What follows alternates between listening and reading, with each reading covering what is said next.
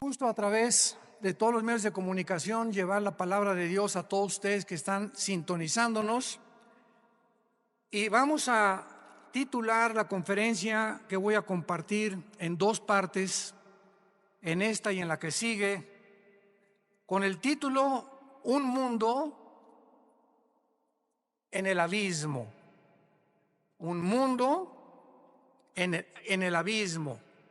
Un mundo que está a punto de naufragar. No cabe duda que en estos últimos días hemos visto acontecimientos que han sacudido a las naciones. Acabo de grabar un reportaje especial, los invito a que lo vean en nuestras páginas, redes sociales, titulado Afganistán, donde comparto por cerca de media hora, 35 minutos, lo que está sucediendo en Afganistán, pero más importante que eso, las repercusiones globales que se vienen como consecuencia de lo que acaba de suceder. Y ustedes pues ponen los medios masivos de comunicación, CNN, Fox News, NBC, etcétera, etcétera, y todos los periódicos y los medios de comunicación seculares o del mundo nos presentan una perspectiva geopolítica, económica, histórica, pero no bíblica.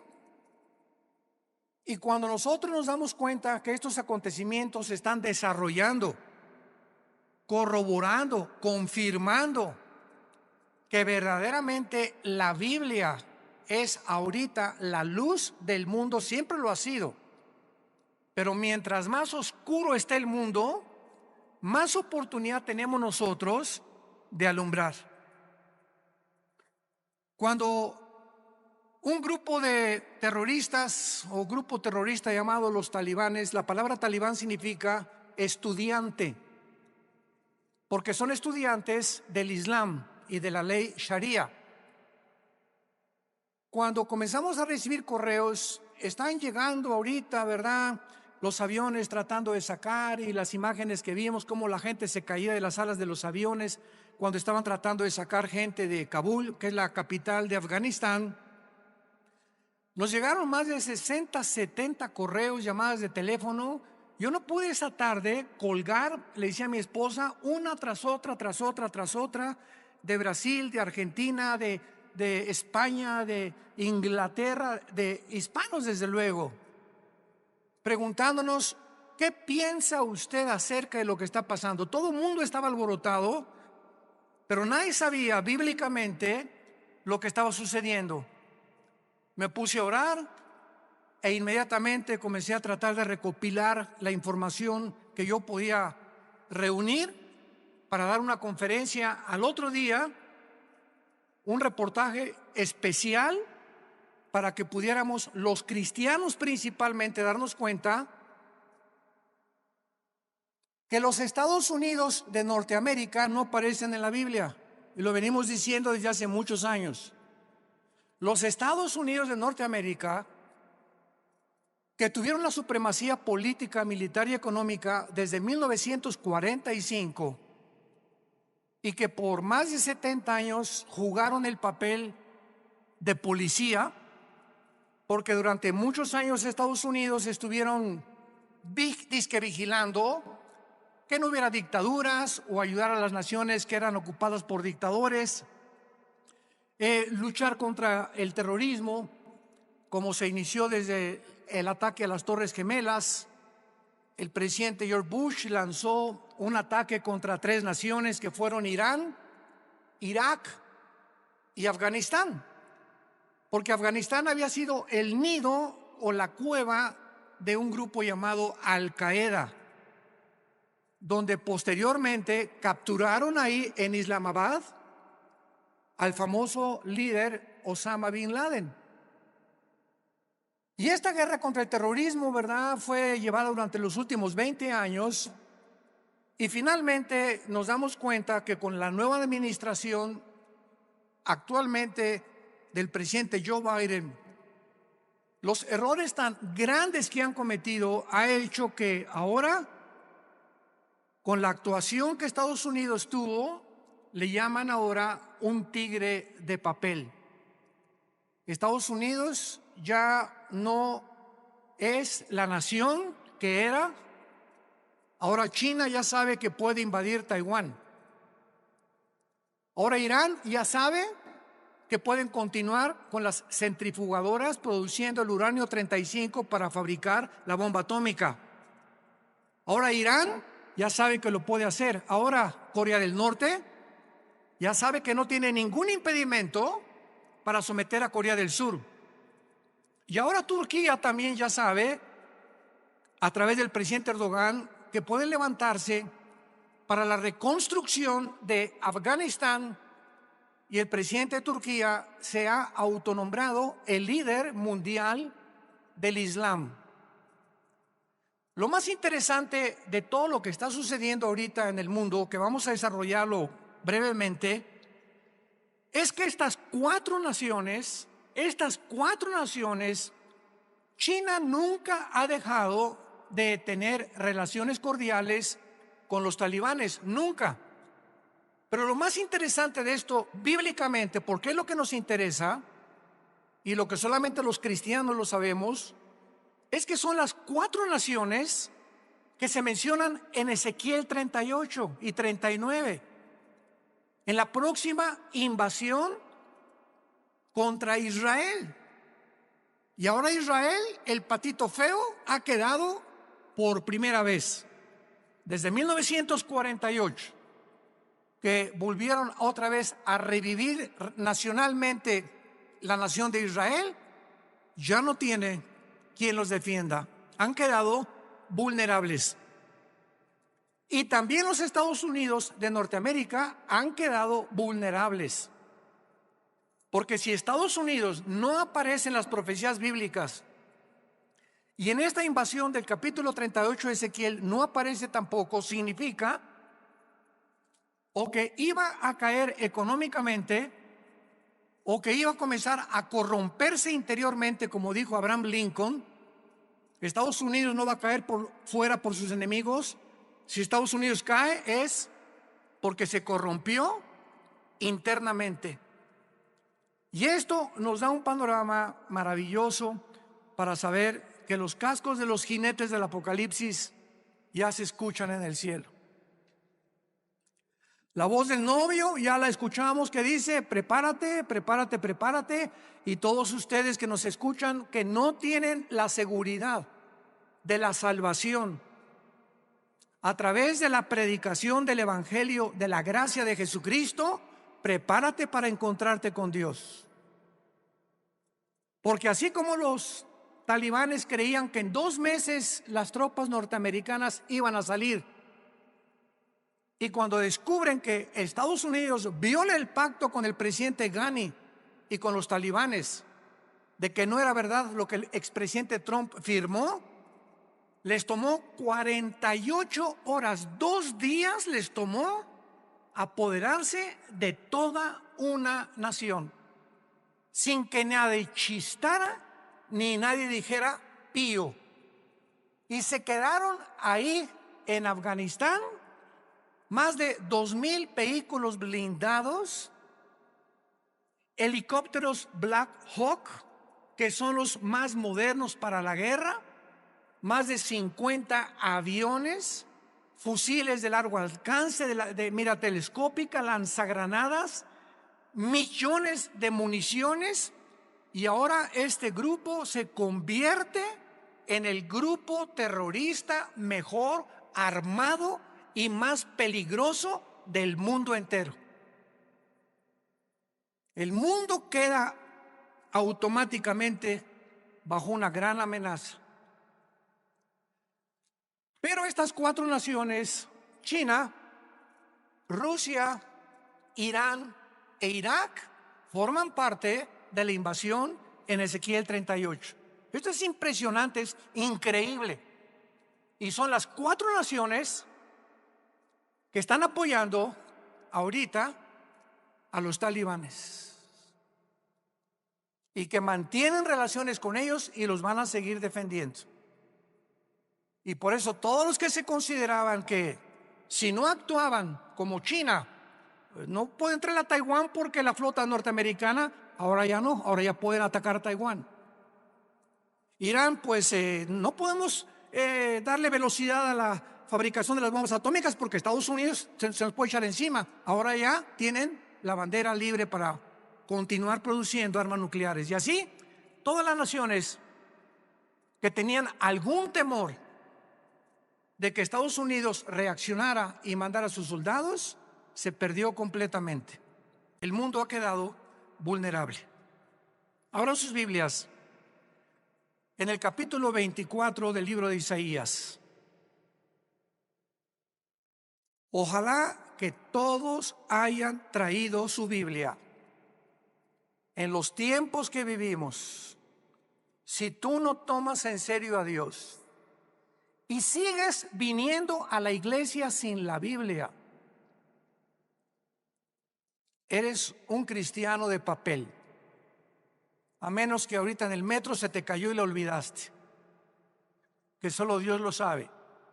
Pero ya no podemos seguir siendo cristianos de papel, de pacotilla, de oídos y profesando por afuera sin darle la importancia a Dios que Él nos pide que le demos a este libro sagrado, que es la única luz que tenemos actualmente.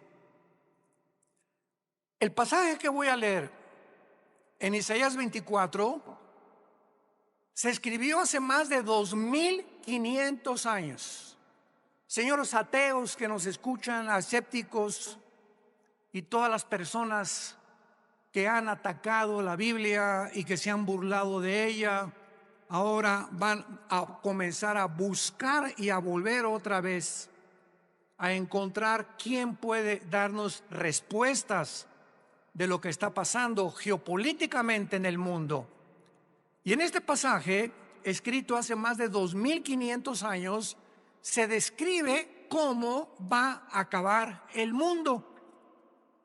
Pero aún más que eso, el Espíritu Santo nos delinea claramente las razones por las cuales el mundo ha llegado a la condición en la que se encuentra actualmente. Dice así: he aquí que Jehová vacía la tierra y la desnuda, y trastorna su faz y hace esparcir a sus moradores. Y sucederá, así como al pueblo, también al sacerdote, como al siervo, así a su amo, como a la criada, a su ama, como al que compra, al que vende, como al que presta, al que toma prestado, como al que da al logro, así al que lo recibe.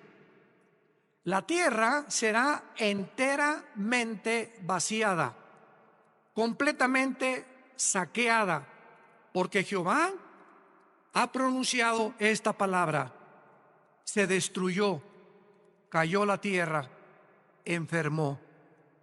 Cayó el mundo, enfermaron los altos pueblos de la tierra, y la tierra se contaminó bajo sus moradores porque, número uno, traspasaron las leyes.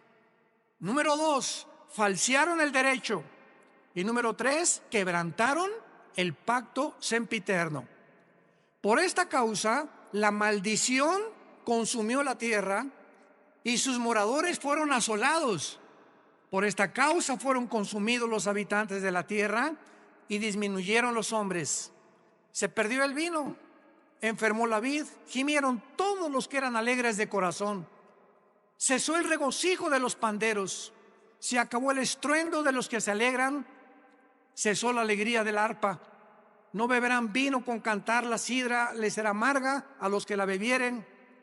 Quebrantada está la ciudad por la vanidad, toda casa se ha cerrado, para que no entre nadie. Esta escritura ha sido llamada el Apocalipsis de Isaías. Porque después de que Isaías profetiza en este libro el juicio contra 11 naciones, el Señor ahora anuncia el juicio final contra el mundo entero. Ya el Señor Jesucristo había anunciado, Mateo 24:21, porque habrá gran tribulación en el mundo como nunca jamás la ha habido antes. En Lucas 21 escribe estas palabras el evangelista Lucas, versículo 25: habrá señales en el sol, en la luna, en las estrellas, y en la tierra angustia de las gentes, confundidas a causa del bramido del mar y de las olas, desfalleciendo los hombres por el temor y la expectación de las cosas que sobrevendrán en la tierra, porque las potencias de los cielos serán conmovidas. Versículo 34: miren también por ustedes mismos, que vuestros corazones no se carguen de glotonería, embriaguez y de los afanes de la vida, y venga de repente sobre vosotros aquel día, porque como un lazo vendrá sobre todos los que habitan sobre la faz de toda la tierra. Velad pues en todo tiempo, orando que seáis tenidos por dignos de escapar de todas estas cosas que vendrán y de estar en pie delante del Hijo del Hombre. Regresando al pasaje de Isaías, encontramos en los primeros 4 versículos 3 puntos importantes acerca del juicio de Dios. En primer lugar, dice el versículo 1: he aquí que Jehová vacía la tierra y la desnuda, la trastorna y hace esparcir a sus moradores. En primer lugar, encontramos que va a ser Dios y su Hijo Jesucristo, como lo vamos a ver a continuación, los agentes que van a juzgar al mundo. Esto es absolutamente obvio y lógico, ya que Dios es imposible que juzgue a alguien que no merece. Es imposible que Dios mande una maldición sin que los que reciban la maldición se hayan hecho merecedores de lo que recibieron. Porque todo lo que sembramos, todas las decisiones que tú has tomado en tu vida, todas las cosas que has decidido en tu vida tienen consecuencias, para bien o para mal.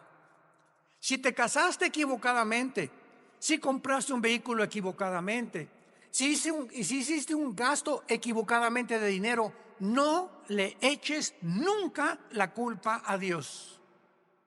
Somos personas, individuos responsables moralmente de nuestras acciones. Y por esta responsabilidad y esta libertad y libre albedrío que tenemos para hacernos merecedores que lo que sembramos tenemos que recoger, tenemos que formar y normar nuestra vida de aquí en adelante. Dice la Biblia en Hechos capítulo 17, versículo 30 al 31, lo mismo.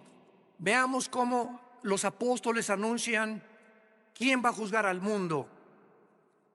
Pero Dios, Hechos 17, versículo 30, pero Dios, habiendo pasado por alto los tiempos de esta ignorancia, ahora manda a todos los hombres en todo lugar que se arrepientan, por cuanto ha establecido un día en el cual juzgará al mundo con justicia por aquel varón, o sea Jesucristo, a quien designó, dando a todos fe por haberle levantado de los muertos. Y el apóstol Pablo, en su segunda carta a Timoteo, capítulo 4, versículo 1, le dice a Timoteo: te encarezco delante de Dios y del Señor Jesucristo, que juzgará a los vivos y a los muertos en su manifestación y en su reino. Entonces, lo primero que el Espíritu Santo resalta es que va a ser Dios el Padre y su Hijo Jesucristo los que se van a encargar de juzgarte. Y en ese día, si ahorita tienes excusas de ser como tú eres, en ese día no las tendrás. Y así como estamos viendo con qué rapidez cambió el mundo en 1 año y medio, desde que comenzó esta famosa pandemia, todo ha cambiado. La moral, la conducta, la economía, la política, los medios de salud. En menos de 1 año el mundo ha sido trastornado completamente. En 48 horas un grupo terrorista se enfrenta al ejército más poderoso del mundo y los hace huir. En 48 horas sin disparar una sola bala. Y así está pasando todo en el mundo, nos está agarrando a todos desprevenidos. La semana que entra, ¿qué vamos a escuchar? Mañana, ¿qué vamos a escuchar en las noticias? Y tal vez la próxima noticia para ti es que te quedan 3 días de vida, te queda 1 semana de vida, te queda 1 mes de vida y no lo sabías, ni te lo imaginabas. Dice la Biblia: prepárate para encontrarte con tu Dios. Viene el juicio, viene el día del juicio al mundo. Tenemos que reaccionar y tenemos que arrebatar del fuego a nuestra familia, a nuestros amigos, y ahora más que nunca tener convicciones. Tenemos que ser cristianos de convicciones. Si tú no tienes convicciones de la santidad y de la forma que debes de vivir, el mundo te va a jalar. Porque la presión, como el imán, es más fuerte lo que te jala que lo que te sostiene. Y lo único que nos sostiene es la fe en este libro, es la obediencia a la palabra de Dios. Prepárense para que sean tomados por dignos de escapar todas estas cosas. Regresamos a Isaías. Y en el versículo 2 encontramos, en segundo lugar, que será un juicio universal. Sucederá al pueblo como al sacerdote, al siervo como al amo, a la criada como al ama, al que compra, al que vende, o sea, todas las clases sociales, porque Dios no tiene consentidos, ni Dios hace acepción de personas. Dios juzga a indígenas, a ricos, a reyes, a políticos, a educados, a no educados. Dios juzgará a todos los seres humanos salvajes, mayas, tlaxcaltecas, egipcios, babilonios, etcétera, etcétera. Dios juzgará a todos los seres humanos que descendemos desde Adán hasta nuestros días. Dice en Apocalipsis capítulo 20 cómo será este juicio, porque el juicio que estamos hablando no es el juicio a los cristianos. Cuando estamos hablando que Dios juzgará al mundo con justicia, estamos hablando a todos los que le rechazaron. Todo lo que estamos hablando ahorita, y lo vamos a ver a continuación, por qué Dios los va a juzgar, es el juicio que se llama en Apocalipsis capítulo 20, del 11 al 15, el juicio del gran trono blanco. Porque todos nosotros que hemos recibido a Jesucristo, ya hemos sido juzgados en la cruz. Gloria a Dios, aleluya.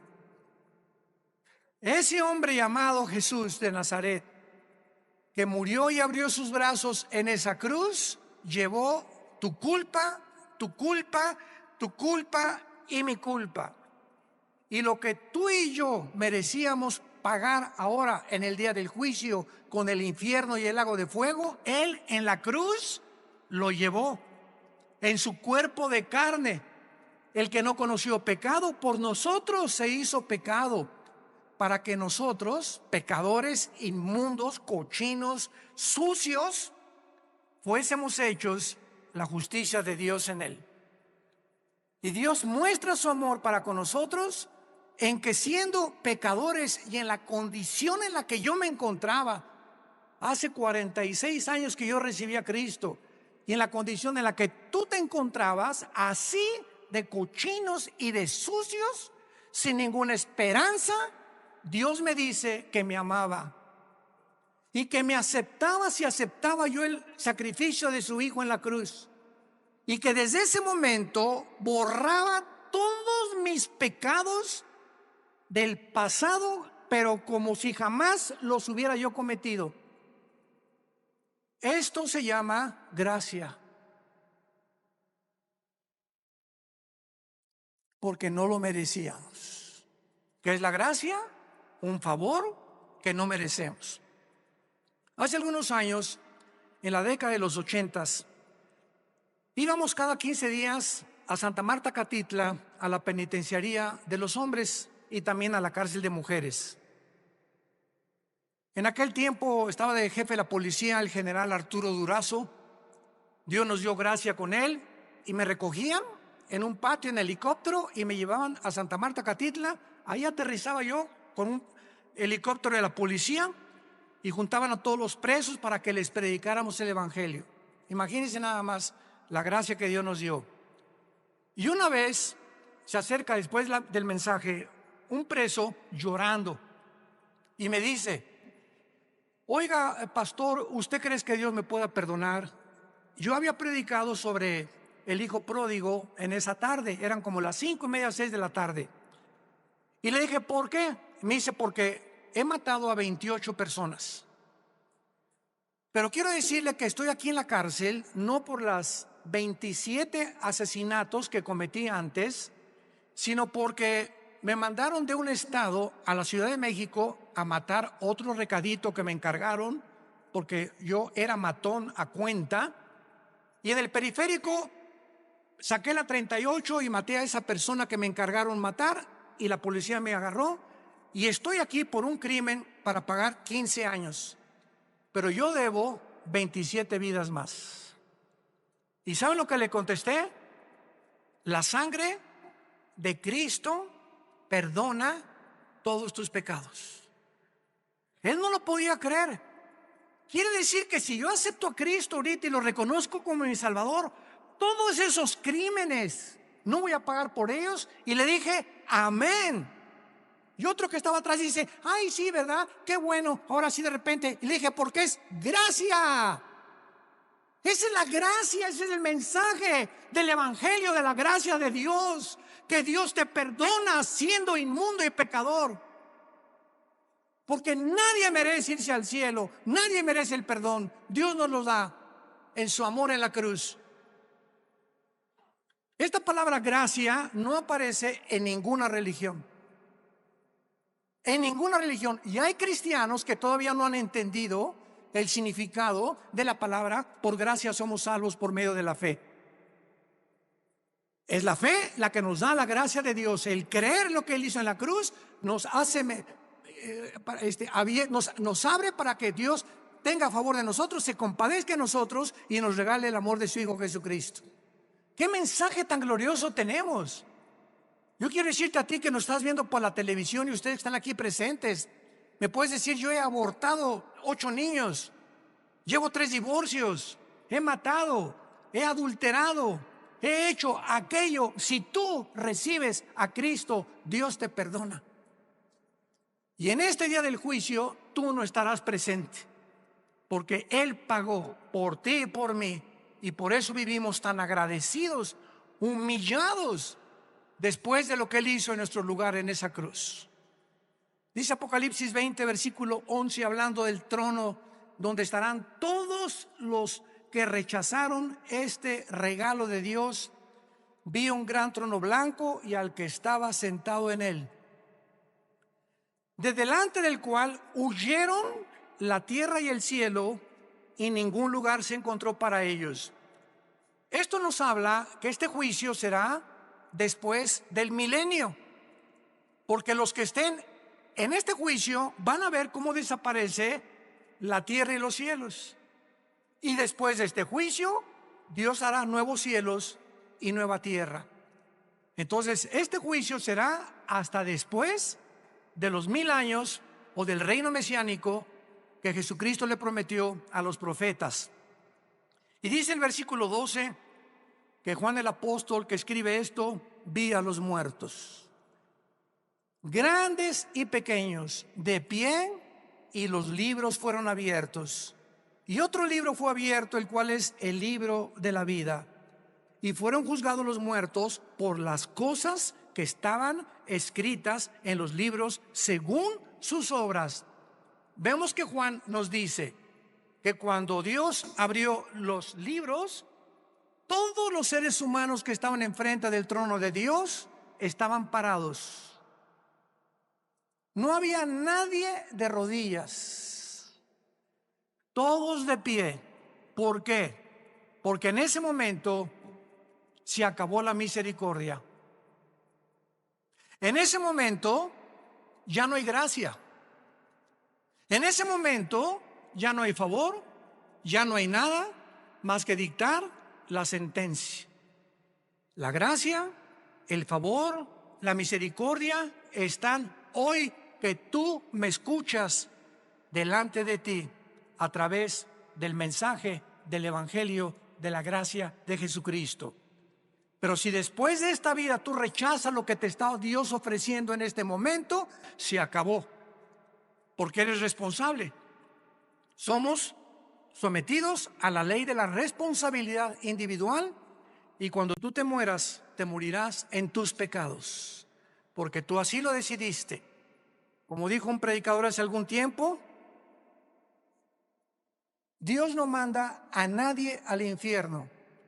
Dios no manda a nadie al infierno, ellos se van solitos. Dios dio a su Hijo en la cruz, y si tú te condenas es porque tú escogiste pasar la eternidad lejos de Dios, porque en esta vida rechazaste a Dios y no lo quisiste, menos te gustará seguir con Él después de muerto. Los libros van a ser abiertos, todos tus pensamientos, todas tus palabras y todas tus acciones serán traídas delante de ti como en una película. Y observamos que Dios te va a juzgar por las obras. Qué irónico, ¿verdad? La salvación es por gracia sin las obras, pero el juicio será por las obras, por lo que tú hiciste. Y ahora, por lo que nosotros hicimos, Dios nos perdona, pero el día del juicio no lo vas a soportar. Y en tercer lugar, regresamos a Isaías 24, dice el versículo 3 y 4, que este juicio devastará completamente el mundo. La tierra será vaciada, versículo 3, Isaías 24, completamente saqueada. Jehová ha pronunciado esta palabra: la tierra se destruyó, enfermó, cayó el mundo, blasfemaron los altos pueblos de la tierra, y la tierra se contaminó bajo sus moradores, porque traspasaron las leyes, falsearon el derecho y quebrantaron el pacto sempiterno. Estas características del versículo 4 ya las podemos ver. ¿En qué planeta estamos tú y yo viviendo? En un planeta donde el aire ya está contaminado. Las frutas, las cosechas, la agricultura, los campos están contaminados. El mar inmensamente contaminado. La comida contaminada. Todo a nuestro alrededor es un mundo contaminado. Y lo más interesante que vamos a descubrir a continuación es que ahorita las naciones, el efecto global y el clima, están luchando las naciones por mejorar el clima, sin que los líderes de las naciones se den cuenta, porque hay un velo en sus mentes que no pueden entender la realidad de lo que nos rodea. Creen que se debe pues a los hidrocarburos y esto y el otro, que tienen algo que ver. Pero de acuerdo a la Biblia, la contaminación del planeta está asociada con nuestros pecados. Mientras más inmoralidad hay en el mundo y mientras más maldad hay en el mundo, la tierra sufre igualmente que nosotros. Y esto lo podemos ver claramente para confirmarlo cuando Dios creó el paraíso o el huerto del Edén, donde todo era perfecto. ¿Se acuerdan? Los leones no mordían, las rosas no tenían espinas, los reptiles no tenían veneno, no había tormentas, no había tsunamis, no había terremotos. Adán y Eva vivían en un mundo perfecto. Y cuando Adán y Eva pecan, qué interesante, toda la ecología del mundo cambia inmediatamente. En el momento que la primer pareja peca, se cambia la genética de los animales y se vuelven feroces. Se cambian las condiciones del mundo y comienza a llover. Se cambia la condición de las plantas y comienzan a sacar espinas. Toda la genética y la ecología del mundo cambia cuando el ser humano pecó. ¿Por qué? Porque desde Génesis 2, Dios le dijo a Adán y Eva: pongo debajo de ustedes para que se enseñoreen, para que sean los administradores de toda la creación. Pero si ustedes se apartan de mis leyes, la creación se volverá su enemigo. Y esto la gente que no tiene al Espíritu Santo no lo entiende y lo atribuye a problemas de gases, hidrocarburos, y no hay absolutamente ninguna solución para cambiar ahora un mundo en crisis, un mundo que se encuentra en el abismo. Ahora veamos a continuación las causas del juicio en el versículo 5 que acabamos de leer. ¿Por qué el mundo ha llegado al punto que llegamos? Y hace 2700 años el profeta Isaías lo advirtió. Número 1, la tierra se contaminó bajo sus moradores porque, en primer lugar, falsearon las leyes o falsearon el derecho. Esta palabra es Torah en el hebreo, si te interesa ponerlo, cuando dice falsearon las leyes, falsearon los mandamientos de Dios. Y esto es importante porque la Biblia nos muestra claramente que la contaminación, repito, afecta al ser humano, y la iniquidad y la maldad y la inmoralidad de los habitantes del mundo es tan grande el pecado, que la naturaleza se vuelve contra nosotros. Veamos otros ejemplos de esto en el libro de Job, capítulo 36. Job, capítulo 36, versículo 33. El trueno declara su indignación. ¿Han oído ustedes los truenos y los rayos? ¿No te sacuden? Mi esposa, cuando truena, a mí me encanta que truene, porque sé que no me va a pasar nada. Y mi esposa sale corriendo y está lloviendo. Y digo, pues aquí, mira, más cerquita aquí conmigo, y aquí la apapacho. Pero cuando truena, nos ponemos así, ¿verdad? Porque se oye una cosa esplendorosa en el cielo, como una voz gigantesca. ¡Pum! Y dice la Biblia que es una manifestación de la indignación de Dios, los truenos. Como diciéndonos, ahí les va un botón de muestra de mi poder. Y la tempestad proclama su ira contra la iniquidad. ¿Se dan cuenta? Como todo lo podemos respaldar bíblicamente. Ahora capítulo 37 de Job, versículo 12 y 13. Asimismo, por sus designios se revuelven las nubes en derredor para hacer sobre la faz del mundo, en la tierra, lo que Él les mande. Unas veces por azote, otras por causa de la tierra, otras por misericordia las hará venir. Nos damos cuenta que las lluvias es una misericordia de Dios, mas no las inundaciones. Entonces, Dios hace llover muchas veces por misericordia de nosotros. Necesitamos tierra fértil que produzca, ganado que tenga que comer, que los ríos suban su caudal y su volumen y su nivel. Pero otras veces encontramos que estas mismas aguas Dios las usa como un medio donde nos está diciendo: ustedes van por mal camino.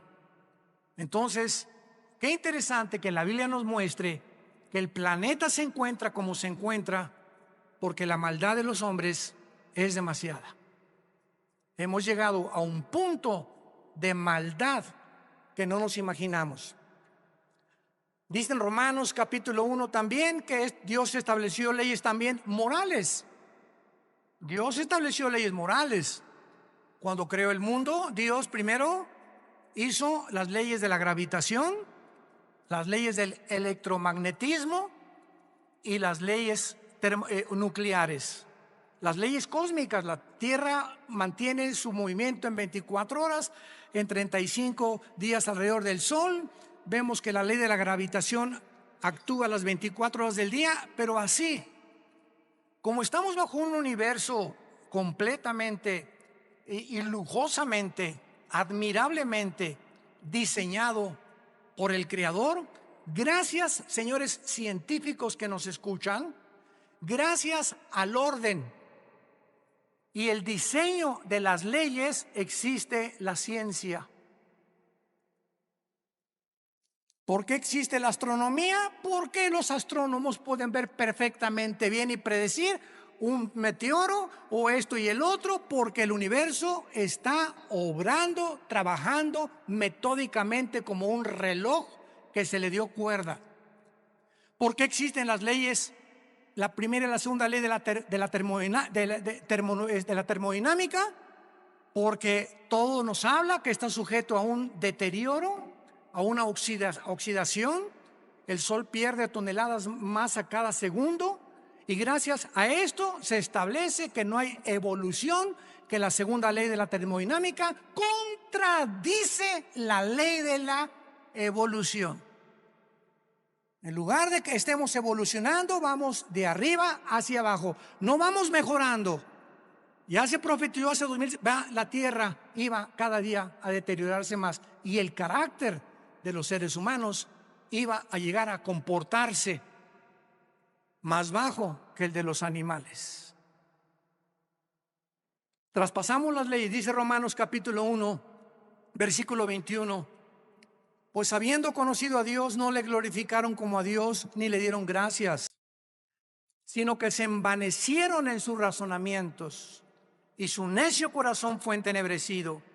Profesando ser sabios, se hicieron necios, y cambiaron la gloria de Dios incorruptible en semejanza de imagen de hombre corruptible, de aves, de cuadrúpedos y de reptiles, por lo cual Dios los entregó a la inmundicia en la concupiscencia de sus corazones, de modo que deshonraron entre sí sus propios cuerpos, cambiaron la verdad de Dios por la mentira, honrando y dando culto a las criaturas antes que al Creador, el cual es bendito por los siglos. Por esto Dios los entregó a pasiones vergonzosas. Aún sus mujeres cambiaron el uso natural por el que es contra naturaleza. Y los hombres igualmente, dejando el uso natural de la mujer, se encendieron en su lascivia unos con otros, cometiendo hechos vergonzosos hombres con hombres, y recibiendo en sí mismos la retribución debida a su extravío. Acabo de leer un artículo de uno de los más grandes y prestigiados psiquiatras del siglo XXI, aseverando la siguiente declaración: el 70% de las personas transgénero se quitan la vida.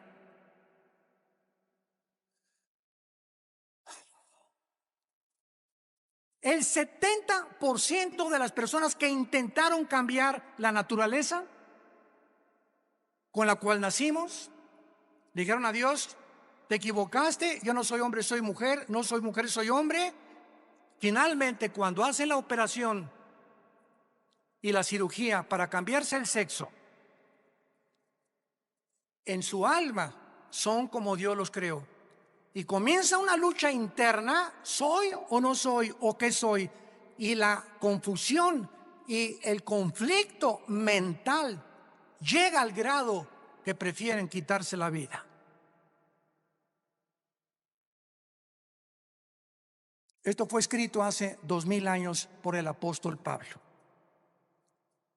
Dejando el uso natural, la biología, las leyes de la naturaleza, no hay más que hombre y mujer. No hay 3 sexos, no hay 4, no hay 5. Eres varón o eres hembra.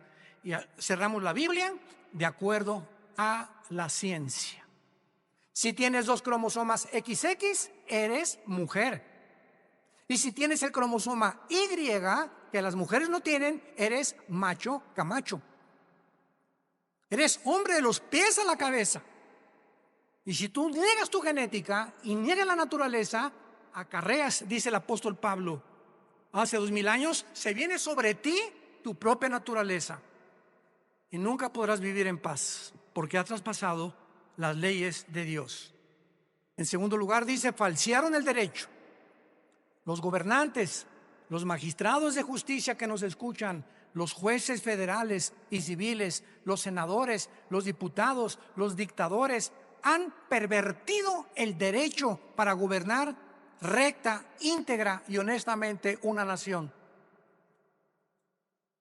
El expresidente de Afganistán, Ghani, salió huyendo con más de 120 millones de dólares, como todo buen político corrupto.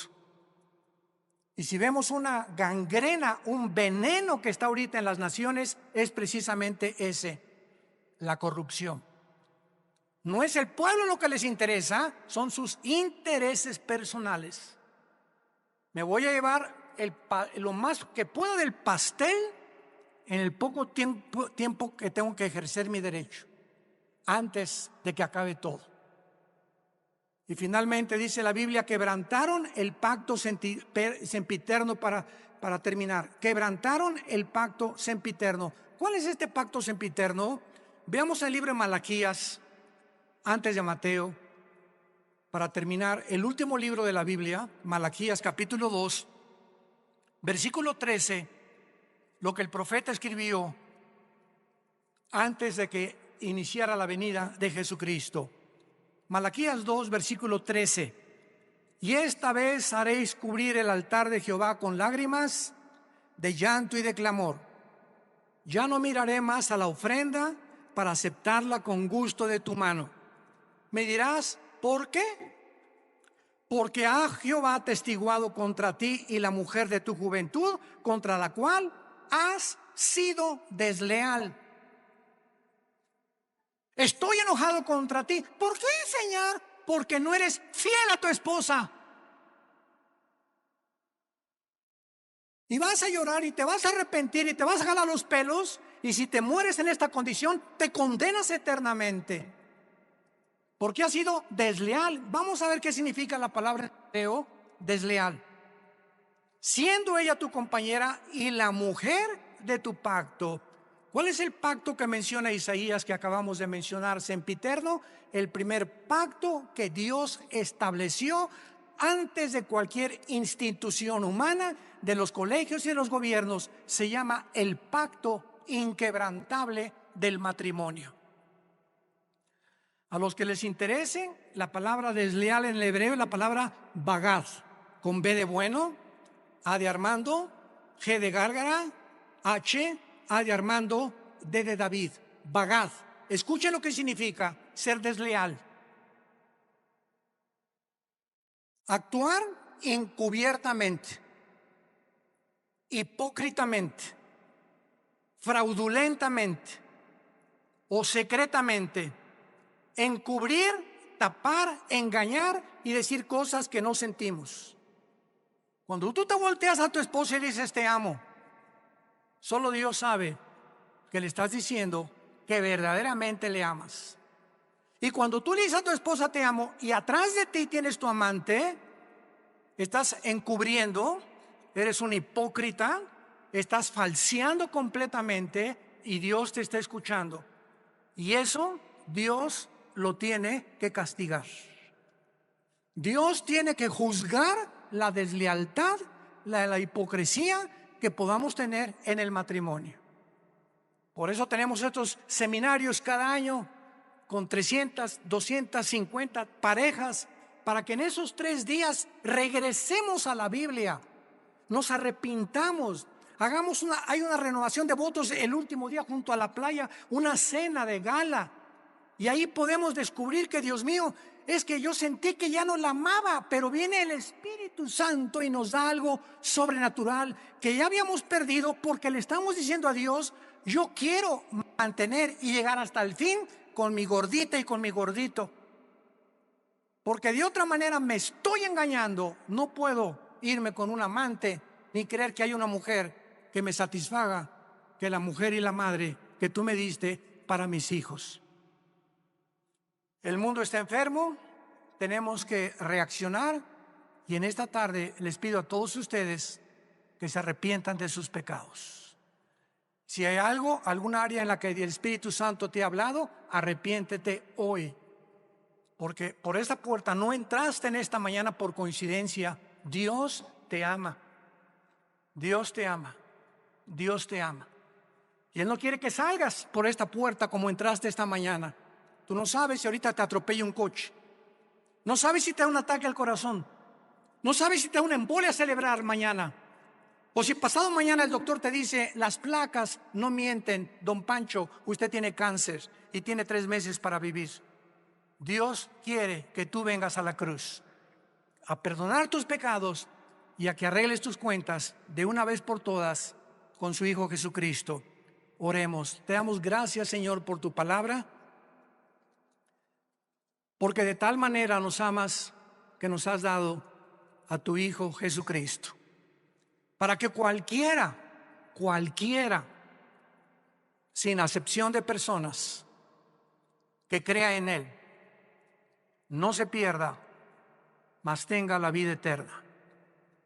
Mas Dios muestra su amor para con nosotros en que, siendo aún pecadores, Cristo murió por nosotros. Mas Él herido fue por nuestras rebeliones, molido por nuestros pecados. El castigo de nuestra paz fue sobre Él, y por sus llagas hemos sido nosotros curados. El que no conoció pecado, por nosotros se hizo pecado, para que nosotros fuésemos hechos la justicia de Dios en Él. ¿Qué tengo que hacer?, me preguntarás en esta mañana, para arreglar mis cuentas para siempre con Dios. La Biblia dice: arrepiéntete.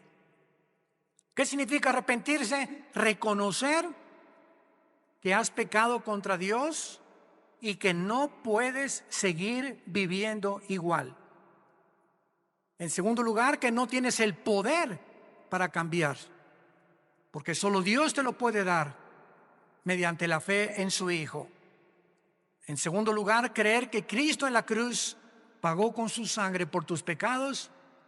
Y en tercer lugar, que a los 3 días resucitó de los muertos para traer una esperanza eterna, inmarcesible, que nos está aguardando en el cielo el día que nosotros resucitemos. Dile pues: Señor, te pido perdón por mi vida, lávame con tu sangre preciosa. Te recibo, Jesucristo, en mi corazón como mi Señor y mi Salvador, y te doy las gracias por tan grande amor. Amén. Gracias a Dios por este libro. Es la única, escucha lo que voy a decir, es la única luz. No hay otra luz en el mundo. De los billones de volúmenes de literatura que hay, no hay otra luz. No hay otro mapa, no hay otro Waze, no hay otro GPS, no hay otra guía que nos pueda guiar por un camino seguro. Tu cayado nos confirmará y el bien y la misericordia nos seguirá todos los días de su vida. Todos ustedes de aquí para allá que en esta mañana hicieron esta oración, levanten su mano, recibiendo a Cristo, gracias. ¿Alguien más en esta mañana? Gracias, jovencito. ¿Alguien más? ¿Alguien más por acá? ¿Alguien más levantó su mano? Aquí en esta sección del medio, los que en esta mañana hicieron esta oración, levanta tu mano ahí desde tu lugar. Queremos bendecir tu vida. Gracias a Dios. Gracias. Que Dios la bendiga. ¿Alguien más? ¿Alguien más aquí en medio? ¿Alguien más aquí en medio? ¿Alguien más aquí en medio? ¿Alguien más aquí en medio? ¿Alguien más aquí en medio? ¿Alguien más aquí en medio?